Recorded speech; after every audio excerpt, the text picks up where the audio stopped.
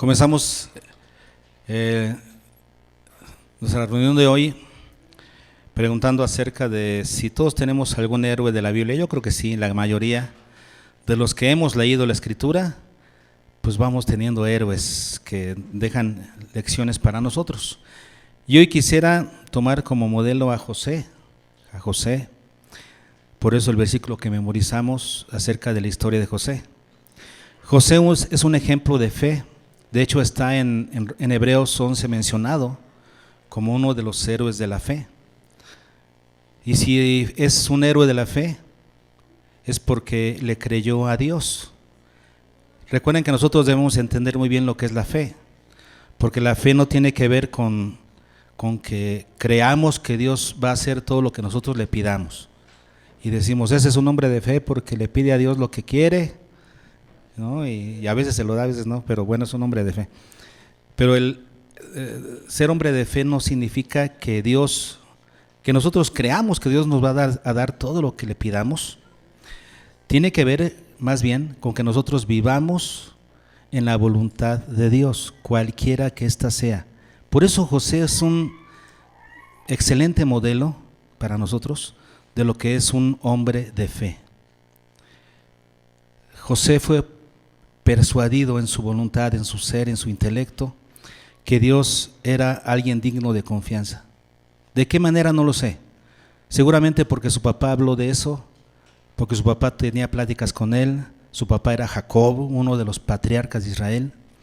Y seguramente que por ser el hijo predilecto, José hablaba con él y le hablaba de ese Dios que había hecho cosas grandes por Abraham, Isaac y Jacob. Y cómo Dios los había cuidado y engrandecido. Y estoy seguro de que algo de eso debía haber pasado, porque José tiene un concepto de Dios impresionante. José sabe confiar en la voluntad de Dios. Yo creo que si hemos sido persuadidos en relación a quién es Dios, cómo es Dios, qué clase de ser es Dios, entonces deberíamos confiar en Él, en todo lo que hace. Todo lo que hace está bien. Y esa es la ley, ese es el ejemplo que nos deja José en su historia. Eso es lo que hizo José, saber confiar en Dios. José fue el 11º de los hijos de Jacob, el número 11 de los hijos de Jacob. Primero tuvo a Rubén, Simeón, Leví, Judá con Lea, su esposa. Después, como competencia, ya sabemos que Raquel, que no podía tener hijos, le dio a su sierva Bila, y con ella, con Bila, Jacob tuvo a Dan y Neftalí. Después, como competencia, Lea dijo, pues yo también te voy a dar a mi sierva Silpa, y con ella tuvo a Gad y Aser. Después, Lea volvió a tener otros 2 hijos, que fueron Isaacar y Zabulón, y Dina, la hija que salió ahí de Pilón. Y después, el hijo número 11, ahora sí de Raquel, la esposa predilecta de Jacob, fue José, el 11, y luego Benjamín, el 12º hijo. Su nombre significa Dios añada. Qué interesante, ¿no? Porque cuando Raquel, después de no haber podido tener hijos por mucho tiempo, finalmente tiene un hijo, en vez de decir, gracias por el hijo que me diste, le pone por nombre José, que significa que Dios me añada otro hijo. Híjole, imagínense ustedes, ¿no? Que escuchen eso de su mamá, esa historia, y digan, ay, no me quiso tanto, quería otro. Y Dios le concedió otro más, Benjamín, y hasta ahí. En un parto difícil, Raquel murió dando a luz a Benjamín. Y esos son los 12 hijos de Jacob. Tenemos entonces a José, el 11º hijo. Comencemos a relatar un poquito de la historia para que nos metamos en contexto. Seguramente son cosas que ustedes ya saben, que ya han leído, pero les vamos a recordar solamente las cosas más importantes que queremos saber acerca de la vida de José. No todo, porque es un tema muy extenso, ¿no? La historia de José está desde el capítulo 37 hasta el 50. 13 capítulos dedicados a la historia de José, un gran personaje. No vamos a hablar todo de él, pero sí lo que más nos interesa. Primero, número 1, que sus hermanos lo aborrecían. Y principalmente por 3 razones que nos relata la Escritura. ¿Cuál fue la primera razón por la que sus hermanos lo aborrecían? Si alguien sabe. Esa es la segunda, diríamos,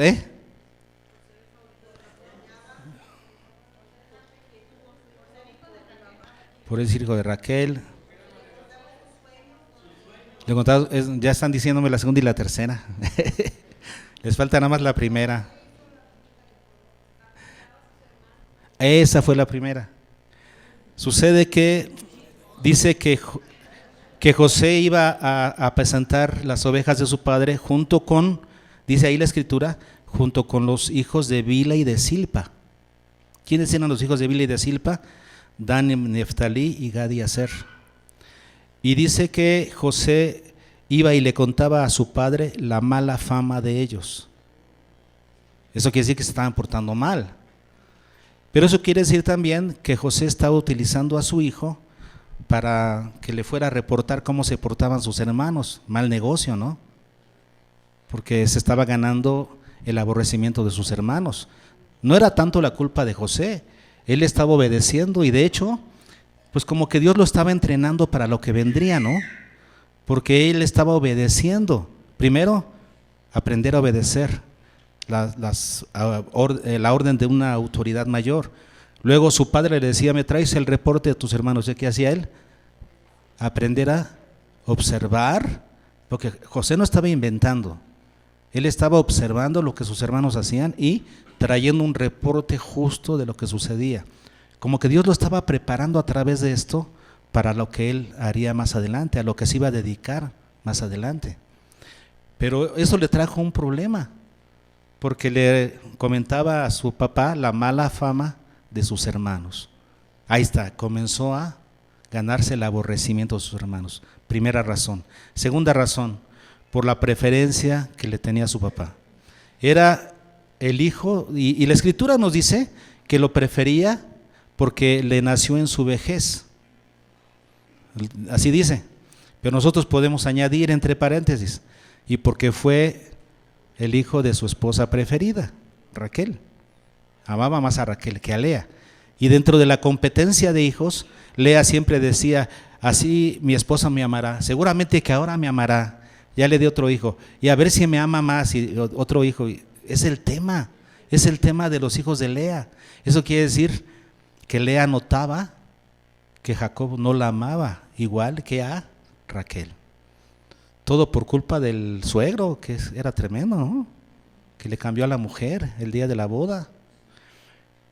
Pero, en fin, él amaba más a José y se notaba la preferencia, porque le hizo una túnica que aquí nosotros leemos en esta traducción de colores. Algunos otros traductores dicen que era una túnica de manga larga.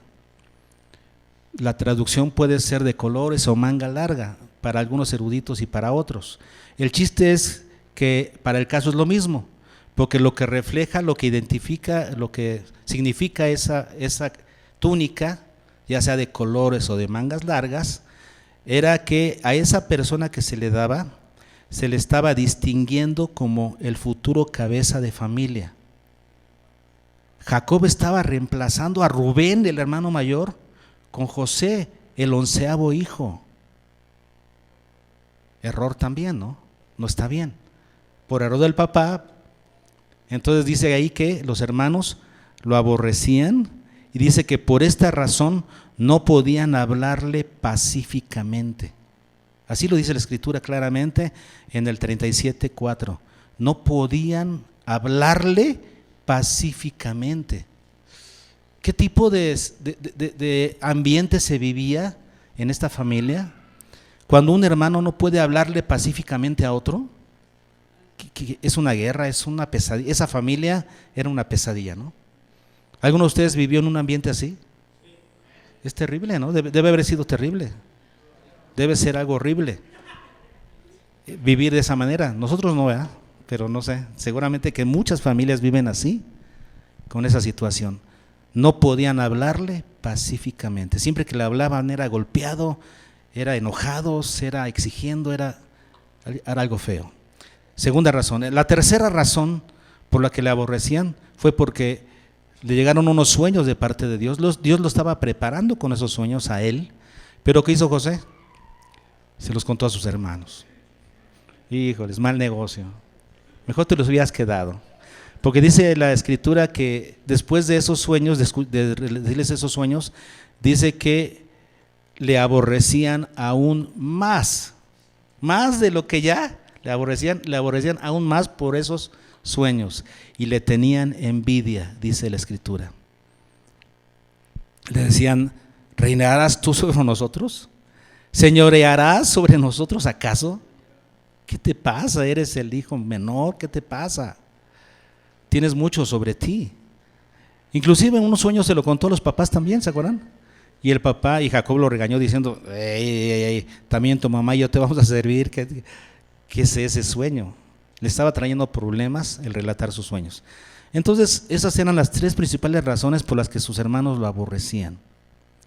Primero, porque le contaba a su padre la mala fama de sus hermanos. Segundo, porque el papá lo prefería y le dio una túnica especial, posicionándolo como el heredero mayor de la casa. Y tercero, por sus sueños. Y le aborrecían cada vez más hasta que ya no pudieron soportarlo más. Y ese odio se convirtió en venganza. Vieron la oportunidad de hacerle daño y lo hicieron. Por eso los padres debemos tener mucho cuidado con nuestras actitudes en la familia. Y esto solamente entre paréntesis, porque no es el tema, pero entre paréntesis, papás, tengamos cuidado con eso de la predilección.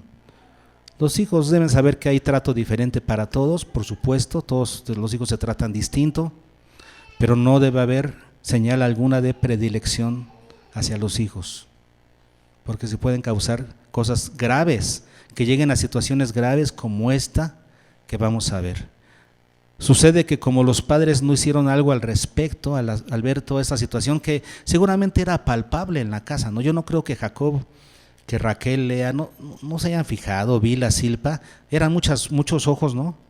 Y que no hayan notado ese ambiente destructivo que había en la familia, no creo. Simplemente lo vieron y no hicieron algo al respecto. Papás, tengan mucho cuidado, compongan la cosa, hagan algo, no dejen las cosas a medias, solucionen.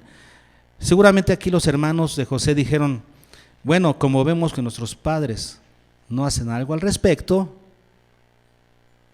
pues nosotros vamos a hacer lo que tengamos que hacer. ¿No fue el caso de David, por ejemplo, con Absalón? Cuando Amnón se aprovechó de su media hermana, que era hermana de Absalón. ¿Y qué hizo David? Nada. Entonces, ¿qué sucedió? Con el tiempo, Absalón dijo: mi papá no hace nada, yo hago algo. Lo que se tenga que hacer lo hago yo y no me importan las consecuencias. Lo que se tenga que hacer lo voy a hacer. Qué tremendo, ¿no? Yo no sé cuál es lo que originó que Caín matara a Abel, pero algo similar. Muchas veces los papás somos muy pasivos y debemos tener mucho cuidado con eso. Este odio de los hermanos desencadenó este deseo de venganza y lo concretaron. Dice que todos los hijos de Jacob, los 10 más grandes, se fueron a cuidar ovejas. Se fueron a Siquem y luego se fueron a Dotán, pero se quedaron en la casa, pues los más chiquitos, ¿verdad? José y Benjamín.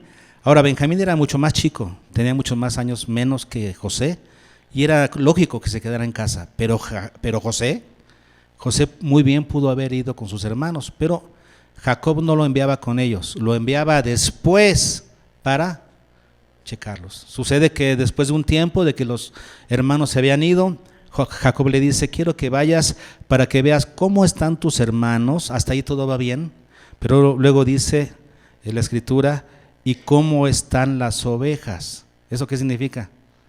Supervisión. No es nomás ves si andan bien de salud, les llevas estos quesos, les llevas este alimento, que anden bien. No, y checas las ovejas, cuentas si están todas. Eso es supervisión. Entonces Jacob manda después a José para supervisar a sus hermanos. Cuando lo ven venir de lejos, ¿qué hacen? Dice que entre todos ellos, no dice que haya uno en especial, dice que todos ellos se juntan y traman al unir a una sola voz, ¿no? Un plan. Eso quiere decir, esto estaba latente en el corazón de todos. Se les prendió el foco al mismo tiempo. Dice la Escritura, se juntaron y se dijeron unos a otros, matémosle. Viene solo, lo matamos, embarramos de sangre su túnica, que ahí la trae a propósito, como para seguir presumiéndonos, ¿verdad? Y ya le dijimos a nuestro papá que lo mató un animal salvaje y nos libramos de él. ¿Y veremos dónde quedan sus sueños? Así dice la Escritura, como dándonos a entender, este asunto fue la gota que derramó el vaso, lo de los sueños, ¿no? Y veremos dónde quedan sus sueños. Cuando llega José y sus hermanos quieren matarlo, entonces alza la voz Rubén, el mayor de los hermanos, y dice, no lo maten, ¿qué les pasa? Que no caiga sangre inocente en sus manos, en nuestras manos. Échenlo a esa cisterna, una cisterna que estaba vacía, y lo echan ahí. Y se ponen a comer. Rubén de alguna manera se va, pero dice ahí que para librarlo de sus hermanos, Rubén sentía esa responsabilidad como hermano mayor de regresarle al hijo, al papá. Entonces Rubén tenía esa responsabilidad y dice que lo libró de sus hermanos. Ellos se sentaron a comer y ahí estaba José en la cisterna. Cuando ven a lo lejos venir a unos ismaelitas, una caravana, y entonces se le prende el foco. ¿A quién creen? A Judá. Judá, de la tribu de la cual viene nuestro Señor Jesucristo. Era tremendo Judá. Ahí vemos la gracia de Dios, como de una persona se metió con una de las esposas del papá, se metió con una de las mujeres de su hijo, se casó con otras mujeres que no debía. Judá era un total desbarajuste en su vida, Judá. Sin embargo, fue de ahí que nació nuestro Señor Jesucristo, de la descendencia de Judá. Pero bueno, Judá les dijo, ¿para qué matarlo? Vendámoslo. Se lo vendieron a estos ismaelitas por 20 monedas de plata. Y estos ismaelitas se lo llevaron a Egipto. Como pueden ver, hasta aquí vemos que José solamente está recibiendo, es un momento, hasta aquí es un relato de lo que le sucedió a José, pero no vemos ninguna reacción de José hasta aquí.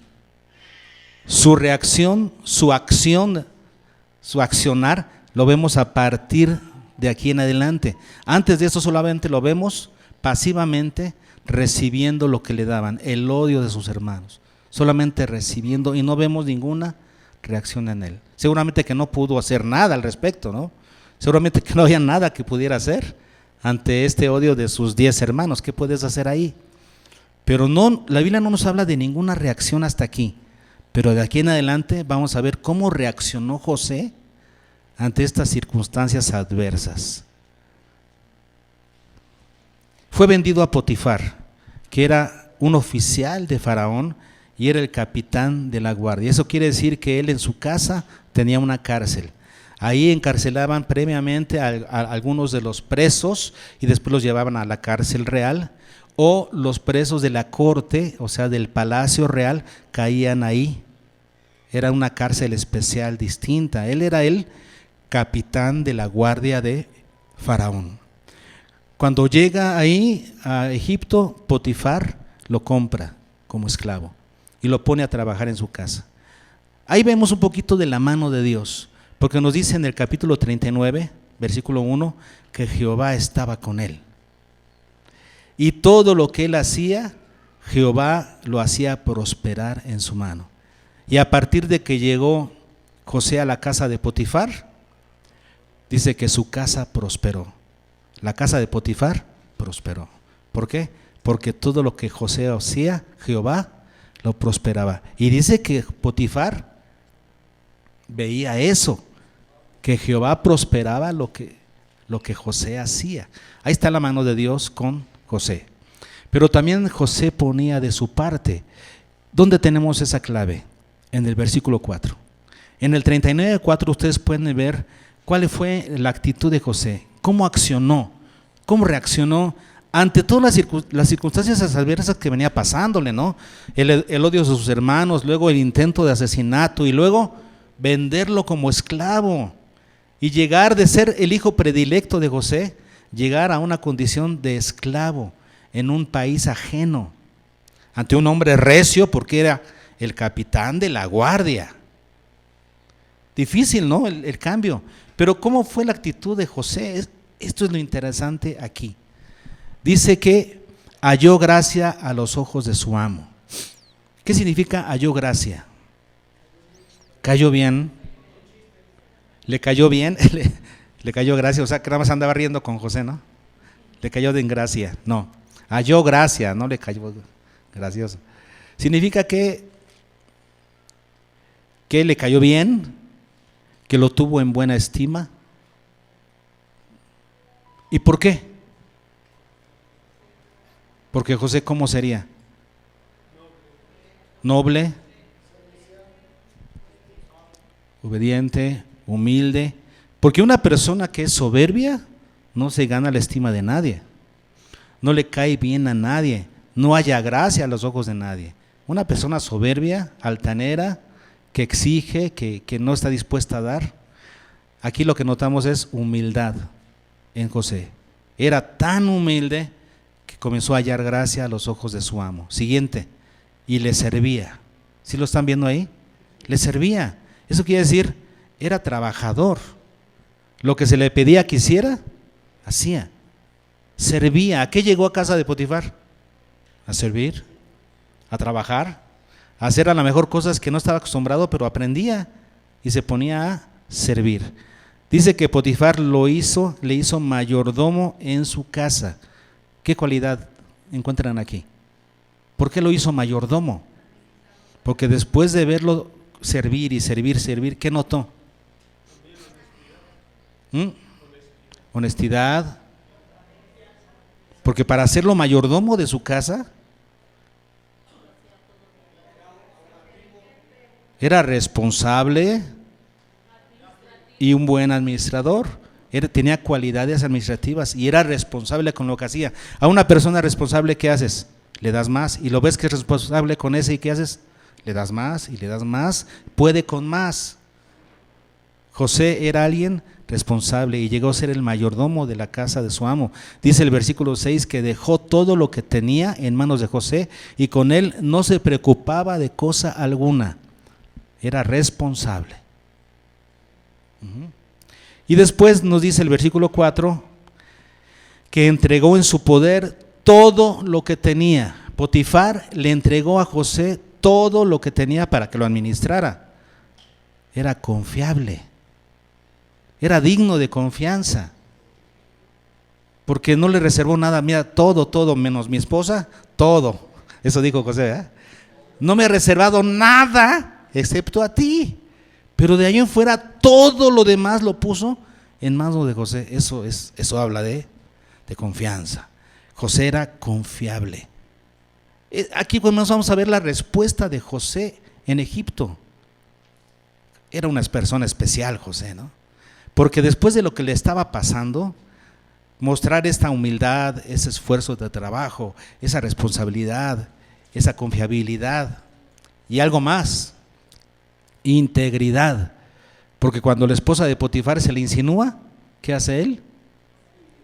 De ninguna manera. ¿Cómo le haría este daño a mi amo? Y además pecaría contra Dios. Eso es integridad, ¿no? No, mira, no hay nadie en casa ahorita, nadie nos ve. Dios me ve. Eso es integridad. Entonces, las cualidades de José están a prueba de todo.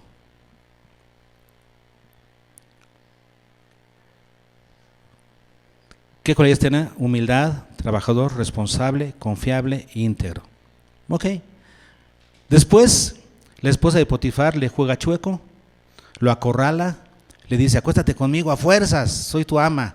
Y el otro se echa a correr y la mujer, ¿qué hace? Le quita su túnica y el otro se va así, se echa a correr. Y ella se queda ahí en la casa, esperando a que llegara Potifar. Y en cuanto llega Potifar, le reclama Fíjense, yo me imagino que no se movió del lugar, emberrinchada, enojada. A esta me las va a pagar, me las va a pagar. ¿Cómo que no quiso conmigo? Y cuando llega Potifar le dice, mira, esta es la túnica del hombre que trajiste, que pusiste como mayordomo solamente para que viniera a deshonrarme. Ahora, Potifar sabía la clase de mujer que tenía. Yo creo que sí. Porque si Potifar hubiera considerado que José era culpable, lo hubiera mandado matar. Pero no fue así. ¿Dónde lo metió? En la cárcel de su casa, no en la cárcel del imperio, en la cárcel de su casa, porque sabía que era inocente. Ese es un indicio, ¿no? Si no lo hubiera matado o mandado a la otra cárcel, lo dejó en la cárcel de su casa. Y estando ahí, ¿qué hizo José? Dijo, ya no puedo más, esto no es posible, ¿por qué nada más a mí me pasan las cosas? Dios, que no estás conmigo, ya me abandonaste, Señor. ¿Por qué no pones tu atención en otra persona? Y lo mismo que haríamos muchos de nosotros. Porque ya era mucho, ¿no? Una y otra vez y otra vez. ¿Qué hace José? Lo mismo que hizo en la casa de Potifar, lo hace en la cárcel. Y tenemos ahí la escritura que nos dice en el versículo 21. Fíjense, en el 39, 21. Pero Jehová estaba con José y le extendió su misericordia y le dio gracia en los ojos. ¿Ahora de quién? Del jefe de la cárcel. Y el jefe de la cárcel entregó en mano de José el cuidado de todos los presos que había en aquella prisión. Todo lo que se hacía allí, él lo hacía. No necesitaba atender el jefe de la cárcel cosa alguna de las que estaban al cuidado de José, responsable, porque Jehová estaba con José y lo que él hacía, Jehová lo prosperaba. Lo mismo que sucedió en la casa de Potifar, vemos que ahora sucede también en la cárcel. La misma actitud, la misma buena disposición de parte de José. Pero él sigue recibiendo cosas malas. Primero de sus hermanos, luego de Potifar, que actuó con injusticia, y luego vienen el copero y el panadero del rey, con un sueño cada uno. Ahí Dios le dio la facultad a José de interpretar sueños. Y entonces le dice, díganme su sueño que el Señor se los va a interpretar. De Él son los sueños, no dijo yo soy muy bueno, no, de Él. Y entonces le dicen su sueño cada uno, ¿recuerdan de eso? El panadero le dieron cuello y el copero regresó a su puesto. Y le dijo José al copero, cuando vayas delante de Faraón, háblale de mí, acuérdate de mí. ¿Y qué hizo el copero cuando llegó? Se le olvidó. Otra injusticia más. Entonces, una serie de injusticias. Sufre el odio de sus hermanos José, el intento de asesinato, su venta como esclavo, la acusación falsa de Potifar y el olvido del copero del rey. Muchas cosas negativas, ¿no? Adversas. Pero cada vez que le sucede algo, ¿qué hace José? No se enoja, no replica, se adapta a la situación, trabaja, es responsable, aprende de cada circunstancia. O sea, lo vemos siempre con una buena actitud, siempre. Hasta este momento en el que Dios le comienza a abrir el panorama a José, después de esto, ¿no? Porque ya sabemos del sueño que recibió Faraón, y entonces se acordó finalmente el copero, hay un hombre en prisión que me dijo mi sueño. Vaya, te acordaste. Y ya lo mandan traer, lo rasuran, lo bañan, lo presentan ahí y le dice, Dios te está diciendo un mensaje, Faraón. Dios quiere protegerte a ti y a tu imperio.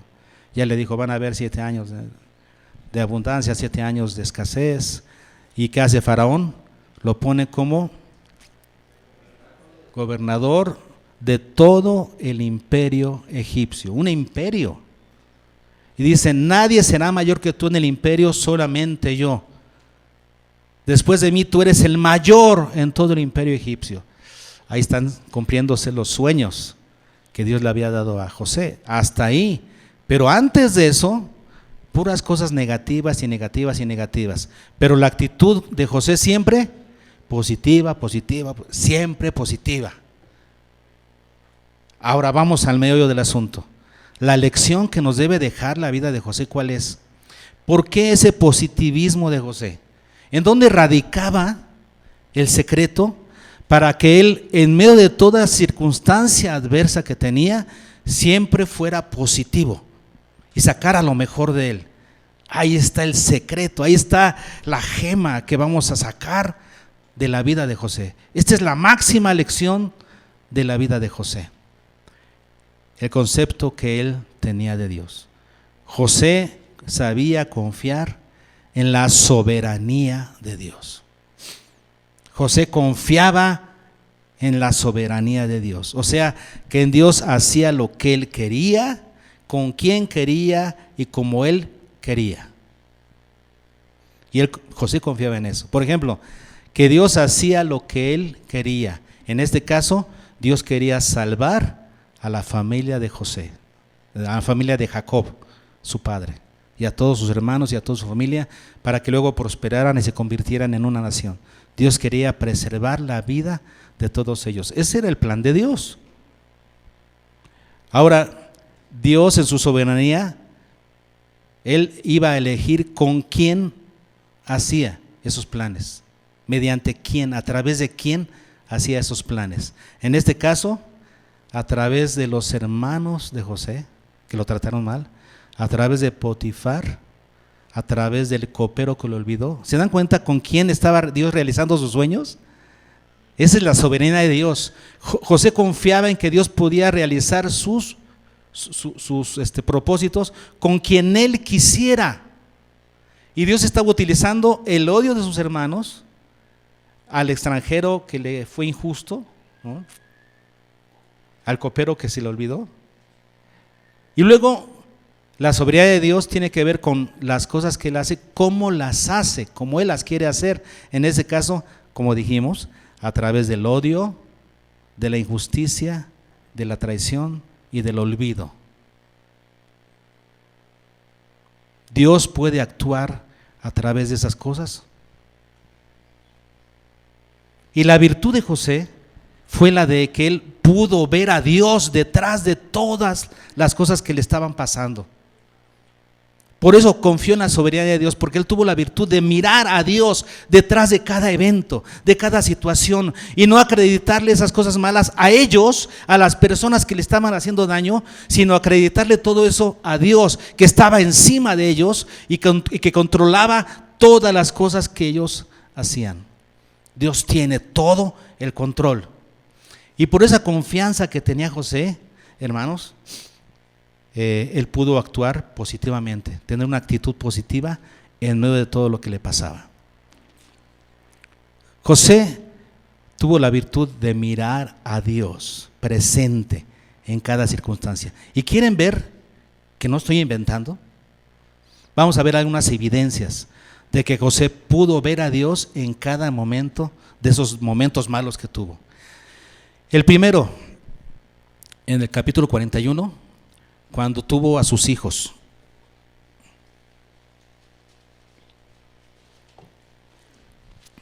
En el capítulo 41, versículo 51, dice que tuvo un hijo que le puso por nombre Manasés. ¿Y qué significa Manasés? Dios me hizo olvidar todo mi trabajo. ¿Quién? ¿Se dan cuenta de lo que significa el nombre de su hijo Manasés? Dios me hizo olvidar. Dios me hizo olvidar. Luego tuvo otro hijo, versículo 52, que se llamó Efraín. ¿Y cómo le puso? Efraín, ¿por qué? ¿Qué significa Efraín? Dios me hizo fructificar en la tierra de mi aflicción. Otra vez, ¿quién? No es que yo soy muy hábil, es que aprendí en la casa de mi papá, es que apliqué principios de administración, es que no. Dios me hizo olvidar mi trabajo. Dios me hizo fructificar en la tierra de mi aflicción. Dios. ¿Se dan cuenta? Dios. Cuando él iba a decirle el sueño al copero y al panadero, ¿qué dijo? Yo tengo la habilidad de interpretar sueños. No, los sueños son de Dios. Cuando estuvo ante Faraón, Faraón, Dios te está diciendo lo que va a hacer. Dios, la capacidad de José de ver a Dios presente en cada situación de su vida. Más adelante, capítulo 45, cuando él finalmente se presenta ante sus hermanos, porque bueno, esa es una historia muy bonita. Cuando sus hermanos vienen ante él y él primero lo que hace es ponerlos a prueba para ver si no seguían siendo malos. Y entonces lo primero que hace es tratarlos como espías. Le dicen que no son espías. Le dice, bueno, aquí se queda conmigo uno de sus hermanos, que en este caso Simeón, se queda aquí conmigo. Ustedes se vayan, váyanse, lleven el alimento a su papá y luego regresan con su hermano Benjamín, me lo traen. Si están diciendo la verdad, me lo van a traer, pero aquí se queda Simeón. Cuando ellos regresan por segunda vez, ya les saca a Simeón y se acuerdan que es cuando les pone una copa de oro, su copa de oro, la pone en el costal de Benjamín. Cuando ya se iban, van los soldados y, hey, ¿por qué se roban la copa de oro? ¿Que no saben que él tiene capacidad para adivinar? No, revisen nuestros costales, sacan todos los costales. Estaba en el costal de Benjamín. Y los traen de regreso. Y le dicen, todos somos tus esclavos. No, yo les dije, el que tenga la copa, ese se queda conmigo. Ustedes se pueden ir, él se queda. ¿Y saben quién lo defendió? Judá le dijo, no, que él se vaya, si no mi papá se va a poner muy mal, yo me quedo en su lugar. Y él se dio cuenta que sus hermanos habían cambiado. Bueno, eso entre paréntesis. Cuando ya José se da cuenta que ya era el momento, él ya no podía más, y además ya se dio cuenta que sus hermanos sí habían cambiado, ¿qué hace? Se da a conocer a ellos. Y las palabras que les dice son estas, 45, versículo 5. Ahora pues, no os entristezcáis, ni os pese de haberme vendido acá, porque para preservación de vida, ¿qué? Me envió Dios delante de vosotros. Ven el versículo 8. Así pues, no me enviasteis acá vosotros, sino Dios. ¿Se dan cuenta? No fueron ustedes los que me enviaron acá cuando me vendieron con los ismaelitas para traerme a Egipto. No fueron ustedes. Fue Dios detrás de ustedes que estaba enviándome para esto. Qué capacidad de José de mirar a Dios detrás de cada cosa que sucedía. No fueron ellos, fue Dios. Cuando alguien te hace algo, no fue él, es Dios. Me está dando lección a mí, me está abriendo camino, me está haciendo reaccionar. Es Dios detrás de esa circunstancia, detrás de esa persona. Qué capacidad de José. Luego el versículo que memorizamos, el 50-20. Vosotros pensasteis mal contra mí, mas Dios, ¿más qué? Mas Dios lo encaminó a bien para hacer lo que vemos hoy, para preservar en vida a mucho pueblo, ustedes. Para esto me envió Dios. Aquí es el cumplimiento de los sueños que Él me estaba dando, porque me estaba preparando para este momento justamente. Dios lo encaminó a bien. Ustedes pensaron mal contra mí, mas Dios lo encaminó a bien. Dios tiene esa capacidad de hacerlo y esa es la confianza que tenía José. Ahora sí, entendiendo esto, la capacidad que tenía José para mirar a Dios detrás de cada circunstancia, entonces eso hacía que José pudiera confiar en lo que Dios estaba haciendo, en cómo lo hacía, a través de quién lo hacía, en qué caminos tomaba. José confiaba plenamente en Dios. Por eso, en medio de cualquier circunstancia, él mostraba una actitud de 10. Trabajador, responsable, humilde, servicial. Nuestras malas actitudes normalmente vienen porque nosotros vemos las cosas equivocadamente. Si tú cuidas esos principios de tu vida, si tú cuidas la forma correcta de ver la vida, ¿cuál va a ser tu reacción? Positiva. Aprendamos entonces de José, hermanos.